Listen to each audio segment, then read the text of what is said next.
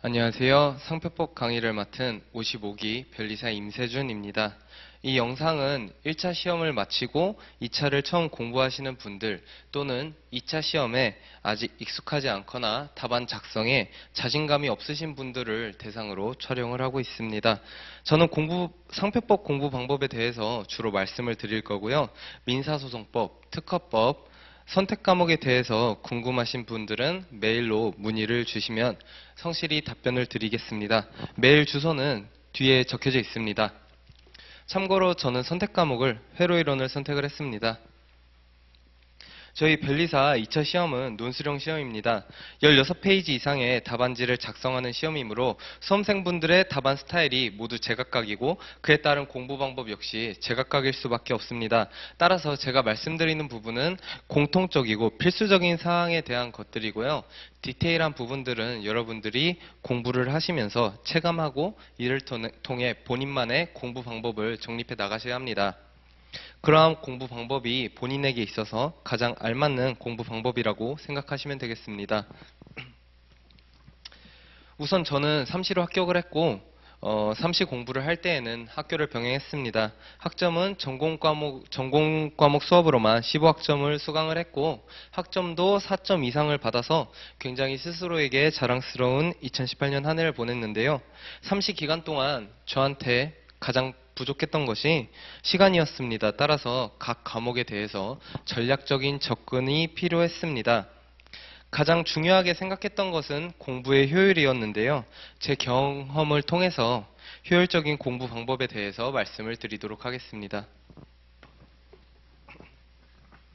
상표법은 특허법, 민소법과 성격을 달리하는 과목입니다. 저는 특허법과 민소법에 대해서는 특정 판례 및 논점에 대해서 깊이 이해하고 정형화된 목차 및 논리 구조를 암기해서 해당 논점이 출제되었을 때 답안지에 암기된 내용을 그대로 옮겨 적는 공부를 했습니다. 그러나 상표법 같은 경우에는 판례의 이해뿐만 아니라 그 판례에 대한 사실관계를 함께 공부하고 답안 작성과 정답 맞추기에 많은 시간을 투자했습니다. 여러분들도 특허법과 상표법 답안지를 처음 작성해 보시면 느끼는 것이 많이 다를 거라고 생각을 합니다. 1차 상표법 시험을 보면 절차적 사항들도 빈번히 출제가 되고 사례 문제에서도 객관식 시험이라는 시험 형식의 한계로 수동적으로 판례를 이해하셔도 하기에는 충분했습니다.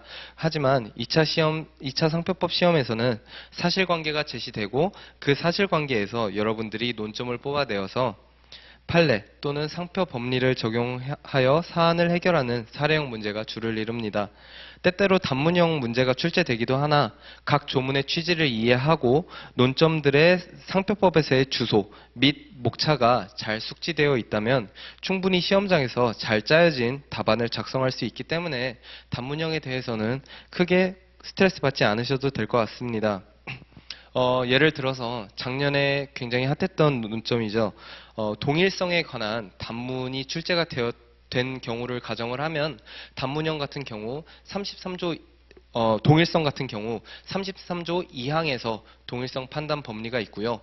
119조 1항 3호에서 또 판단 법리가 있고 법정 손해배상 청구 제도에서도 동일성 판단 법리가 있고 권리범위 확인 심판에서도 화미미정 판례가 동일성 법리가 있습니다. 이러한 관련 논점들을 총망라해서 뽑아내신 다음에 보기 좋게 목차를 작성하시면 그 자체로 단문이 되는 거니까요. 이런 방향으로 공부를 하시면 부담이 좀 덜하실 것 같습니다. 상표법을 공부할 때 제가 강조하는 부분은 그 취지와 사실관계입니다. 각 조문의 취지 및 판례의 취지를 유의하면서 공부를 하시면 답안지 분량 조절도 용이하고 판례의 이해가 깊어져서 암기량이 줄어드는 효과를 얻을 수 있습니다. 상표법에서는 다른 과목과 달리 검토를 써주시는 경우가 적겠지만 이러한 그 취지를 적극 활용하시면 검토 및 사안의 해결 작성에도 큰 도움이 될 겁니다. 사실관계는 판례 원문을 읽음으로써 파악할 수 있는 내용입니다. 상표법에 관한 대법원 판례가 나오기 위해서는 분쟁이 발생해야 하는데요.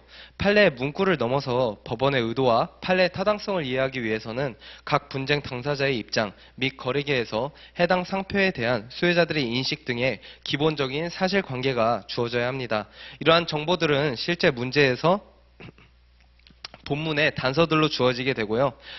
따라서 이러한 사실관계를 숙지해 두면 문제를 만났을 때 해당 사실관계의 등장만으로 어떤 판례가 논점이 되는지 쉽게 파악할 수 있습니다. 2차 시험에서는 판례에 대해 묻기 위해서 실제 사실관계에서 크게 벗어나 출제할 수 없기 때문에 사실관계 그 자체를 알아두는 것만으로도 굉장히 큰 도움이 될 것입니다. 이제 교재 활용 방안에 대해서 말씀을 드릴 건데요. 상표법 공부 시에 활용하실 수 있는 교재는 크게 기본서, 판례집, 사례집이 있습니다. 세 가지 모두 시중에서 구할 수 있고요. 저는 이 세 교재가 모두 효용이 있다고 생각하고 실제로 삼시 공부를 할 때 모두 활용을 했었습니다. 우선 기본서는 목차를 통해 상표법의 큰 흐름을 정리할 수 있고 답안지에 바로 작성할 수 있는 축약된 판례 문구 또는 심사 기준 등이 정리되어 있어서 최종 정리용으로 적합합니다. 사례집은 실전 문제들이 수록되어 있어서 이를 답안으로 직접 작성하지 않으시더라도 목차를 잡아보거나 답을 맞추어 봄으로써 공부한 지식을 실제 문제에 적용하는 연습을 할 수 있습니다. 또한 모든 논점을 연습해 봄으로써 빈틈없는 시험 대비가 가능합니다. 판례집은 기본서에 수록된 축약된 판례 문구를 넘어서 사실관계를 파악할 수 있으며 압축된 문장이 아닌 판례 원문을 읽어볼 수 있습니다. 판례 원문을 반복해서 읽고 익숙해지면 풍부한 답안 작성에 도움이 됩니다. 54회 기출문제에서 카타나 판례 문제의 경우 문제 자체의 이해가 어려울 뿐만 아니라 사실관계가 너무 복잡해서 어떤 정보가 문제 해결에 필요한지 선별하기 어려웠습니다. 그러나 카타나 판례에 대해서 사실관계가 머릿속에 정리되어 있다면 그에 부합하는 사실관계를 뽑아내어서 출제자의 의도에 맞는 답안을 작성할 수 있었습니다. 위 세 가지 교재들을 통해 자신의 부족한 부분을 보충해 가면서 공부 방향을 잡으시면 좋을 것 같고요. 일단 남은 수험 기간 동안 제가 추천드리는 교재 활용 방안에 대해서 말씀을 드리면 기본서는 2차 시험 당일까지 손에서 놓지 마시길 바랍니다. 그리고 GS 기간에는 사례집을 통해서 문제풀이 및 목차 잡기에 익숙해지고 시험에 가까울수록 판례집 공부를 통해서 사실관계 및 판례 문구를 눈에 익혀두시는 것을 추천드리겠습니다. 다만 위 교재 활용 방안은 동차 준비가 매끄럽게 진행이 될 때를 가정해서 추천을 드리는 거고요. 개개인의 공부 상황에 따라서 이러한 방법을 따라가기 어려운 경우가 있으니까 그러실 때에는 저한테 메일을 주셔서 이럴 땐 어떻게 해야 하는지 문의를 주시면 제가 그에 맞는 답변을 드리도록 하겠습니다. 그리고 그 다음으로는 답안지에 대해서 말씀을 드릴 건데요. 16페이지 이상을 작성하는 2차 시험에서 답안지 작성 방법은 그 자체로 하나의 공부 대상이 됩니다. 서술형이기 때문에 각자의 습관이 그대로 답안지에 드러나고 논리 전개 방식도 작성자 입맛에 맞는 방향으로 가기 마련입니다. 이렇듯 제각각인 답안지를 채점자는 공통된 기준을 가지고 채점을 해야 합니다. 따라서 수험생인 우리들은 채점자를 배려한 답안을 작성하는 것이 가장 합격에 가까운 방법임을 항상 유념해 두어야 합니다. 제가 생각하는 최상의 답안지는 문제에서 묻는 바를 벗어나지 않고 채점자가 보고 싶은 부분을 두드러지게 표현하면서도 본인의 스타일을 자연스럽게 녹여낸 답안지입니다. 따라서 문제에서 묻는 큰 흐름에서 벗어나지 않으셨다면 본인의 답안지에 자신감을 가지셔도 될 것 같습니다. 상표법에서의 답안 작성은 배점, 논점의 개수, 설문 간의 관계에 따라서 답안 스타일도 유동적이고 융통성이 있어야 합니다. 54회와 같이 특정 조건이 주어진 다논점 문제의 경우 해당 논점에 대한 판례와 결론, 적당한 사안포섭을 통해 핵심을 모두 짚어주어야 했고 일반론은 다소 축약하여야 제한된 시간 안에 고득점을 가져갈 수 있었습니다. 그러나 53회 1번, 3번의 경우에는 사실관계가 제시되었고 특정 논점에 대해서 깊이 물어보는 문제였습니다. 이 경우에는 적용되는 상표법 조문, 일반론, 그리고 관련 판례에 대해서 자세히 설시하고 사안포섭에 많은 분량을 할애하셔야 고득점을 가져갈 수 있었습니다. 이렇듯 매년 문제 스타일이 변함에 따라서 수험생 분들도 이에 따라 능동적인 답안 작성을 하셔야 하는데요. 이를 연습하기 위해서는 다양한 강사님의 GS 또는 기출문제를 통해서 적응력을 기르시는 것이 좋을 것 같습니다. 저도 처음에 답안지를 작성하는 것이 정말 힘들어서 괴로웠던 기억이 나는데요. 답안지 작성에 익숙해지는 방법은 꾸준한 노력밖에 없는 것 같습니다. 다만 답안 작성이 미숙한 초기 단계에는 특정 논점을 장황하게 적기보다는 논리적이고 결론에 이르기에 필요한 최소한의 내용만 적어내면서 천천히 살을 붙여가시는 것을 추천드립니다. 처음부터 합격에 근접한 답안지를 작성하는 것은 불가능하고요. 오히려 이러한 욕심이 공부 의지를 꺾는 계기가 됩니다. 최대한 빨리 답안지 작성을 시도하시되 부담 없이 결론에까지만 도달하자는 마인드로 답안을 작성하시다 보면 처음에 버거웠던 것들이 하나하나 나중에는 눈에 들어오고요. 논점 누락도 서서히 줄어드는 것을 볼 수 있을 겁니다. 그리고 실제로 채점자가 답안지를 하나하나 모두 꼼꼼히 읽는 것은 물리적으로 불가능합니다. 제한된 시간 안에 1200개의 답안지를 일관된 기준으로 채점을 해야 하기 때문인데요. 이 점을 감안하면 답안지를 펼쳐보았을 때 채점자가 받는 인상이 굉장히 중요한 요소라고 할 수 있습니다. 목차의 전개가 자연스럽고 결론과 사안포섭이 두드러지는 답안지는 일반론이 다소 부실하더라도 출제자의 의도를 파악했다는 인상을 주기에 충분합니다. 자신이 없는 논점에 대해서는 이렇게 비록 내용이 조금 부실하더라도 목차에 신경을 써서 전체적으로 그럴듯한 답안지를 작성하시는 것도 수험적인 테크닉 중에 하나입니다. 이제 실무형 문제에 대해서 말씀을 드릴 건데요. 실무형 문제에 대해서 수험생분들의 걱정이 많으실 것 같습니다. 올해 처음 시행되는 유형의 문제이기도 하고 기출문제도 없을 뿐더러 학원가에서 검증된 학습자료가 없는 상황에서 가장 공신력 있는 자료는 특허청에서 배포한 실무형 문제 가이드, 안내서, 그리고 가이드라인 등입니다. 56회 변리사 시험은 이러한 가이드라인에 충실한 문제가 될 것이라고 예상이 되고요. 이를 벗어나는 문제는 출제하는 측에서도 부담이 될 뿐만 아니라 모든 수험생분들이 해결하기 힘든 영역이기 때문에 크게 걱정하지 않으셔도 될 것 같습니다. 특허청 공문을 바탕으로 실무형 문제에 대해서 말씀을 드리면 상표법은 제가 느끼기에 특허법보다 훨씬 실무형으로 인한 부담이 적은 과목인 것 같습니다. 특허법의 경우에는 명세서 작성도 평가 항목에 들어가지만 상표법은 기존 지식들을 잘 활용하여 실무형 답안지에 맞게 작성을 해주시면 됩니다. 즉 서술의 형식을 달리할 뿐이지 실질적인 알맹이는 사례형과 크게 다르지 않습니다. 소장 작성도 시험 범위에 들어가는데요. 이 부분 역시 침해 파트를 배제하고 등록에 관한 소송만 출제 범위에 해당되기 때문에 작성하실 내용은 크게 다르지 않을 겁니다. 오히려 문제에서 요구되는 특정 사안에 대한 입장이 명확하기 때문에 정답을 맞추는 것에 대한 수험생분들의 부담이 덜어졌다고 볼 수 있습니다.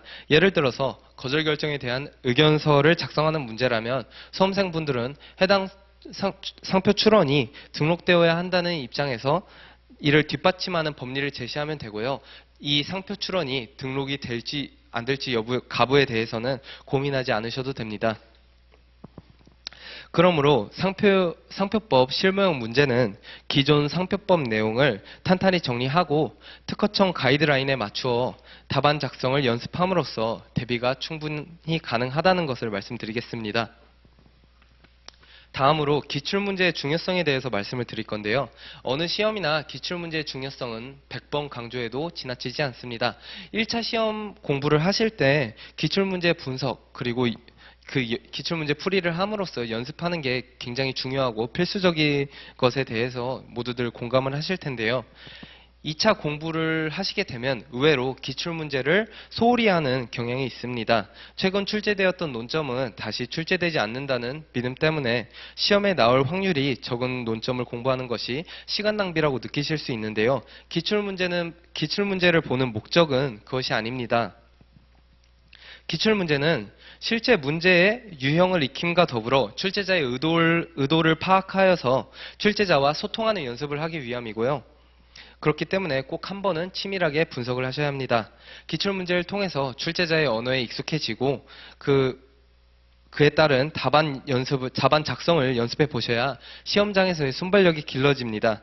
오래된 기출은 개정법 등으로 인해서 결론이 달라지거나 적용되는 조문이 달라질 수 있기 때문에 강사님들의 사례집을 통해서 확인하시길 부탁드리겠습니다.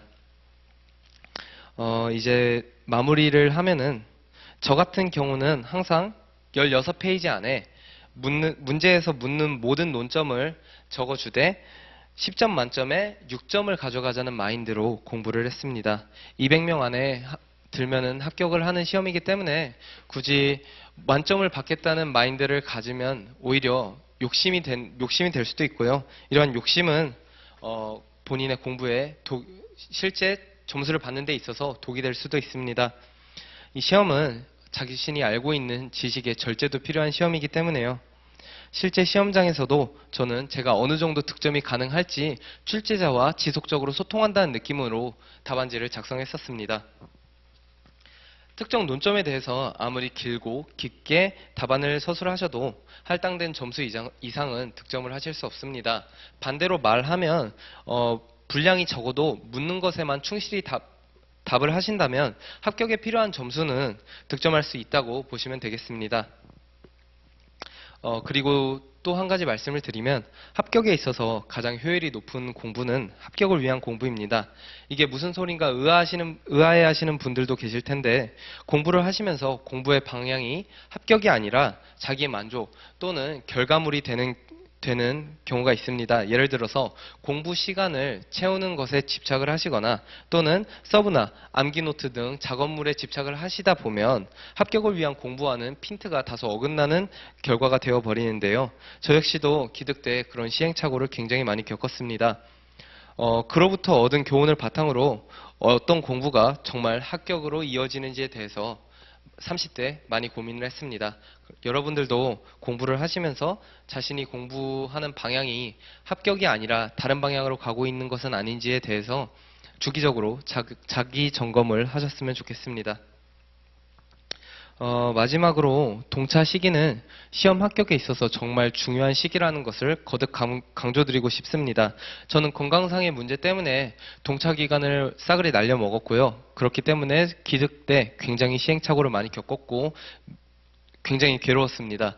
5월이 되어서야 강사님들 GS에서 그럴듯한 16페이지짜리 답안을 작성할 수 있었고요. 제가 동차 때 공부를 할 수 있었다면 조금 더 수험 기간을 단축할 수 있지 않았을까 하는 생각도 해봅니다. 이렇게 상표법 공부 방법에 대해서 제가 중요하게 생각하는 부분들을 목차를 잡아서 몇 가지 말씀을 드렸는데요. 2차 공부를 처음 시작하는 분들한테 있어서 제가 드린 말씀이 어떤 것을 의미하고 어떤 경험에서 나오는 것인지 공감하기 어려우실 수 있습니다. 그렇지만 공부를 하시면서 제가 드린 말씀들에 대해서 공감하시는 부분들이 분명히 생길 거고요. 혹여나 지금 이해가 되지 않더라도 나중에 공부를 하시다가 제가 말씀드린 것들이 생각이 나시면 영상을 다시 돌아보셔도 되고 저한테 그 부분에 대해서 추가적인 질문을 메일로 보내주시면 제가 또 성실히 답변을 드리도록 하겠습니다. 1차 공부를 하시느라 굉장히 고생이 많으셨고요. 그렇지만 변리사 자격증은 2차 시험을 통과해야 얻을 수 있는 자격증입니다. 그렇기 때문에 충분한 휴식을 취하시되 너무 늘어지지 마시고 긴장을 유지하시고 남은 기간 동안 7월이죠. 남은 7월까지 2차 공부 열심히 하셔서 동차 기간 포기하지 마시고 열심히 하셔서 올해 꼭 좋은 결과를 가지고 많은 것들을 성취할 수 있는 그런 한 해가 되셨으면 좋겠습니다. 그럼 저는 여기까지 하면 될 것 같고요. 합격학원에서 상표법 강의를 맡은 임세준 변리사였습니다. 감사합니다.